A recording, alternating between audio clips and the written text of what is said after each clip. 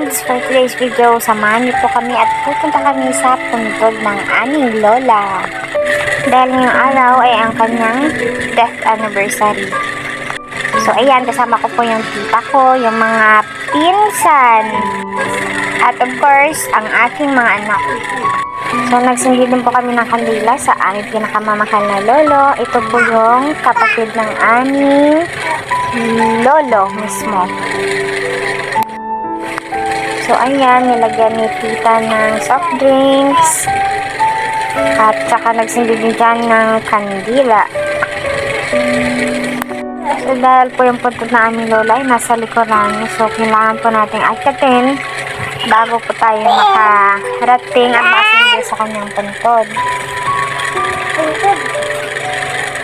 So ayan yung anak ko, likot-likot. So ito na po yung puntod ng aming lola, nagtabunan na po siya ng damo. So ayan, todo kuha at linis yung aking magandang tita.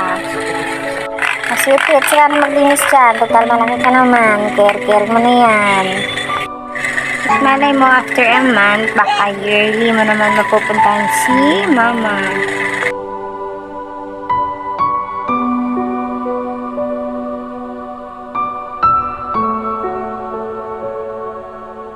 So ito na nga at nilagyan na namin ng tinapay at saka soft drinks. Oh ha, ano po pa talaga anak, maghihati ano? Sige lang, inam ka lang, mahal ka naman ni mama. So ito na nga, tapos na kami, it's time for babay na.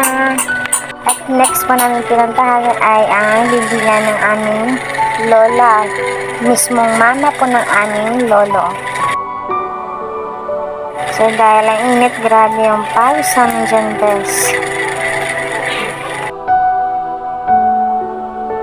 So ito, tapos na kami. Start for babay na. Thank you for watching.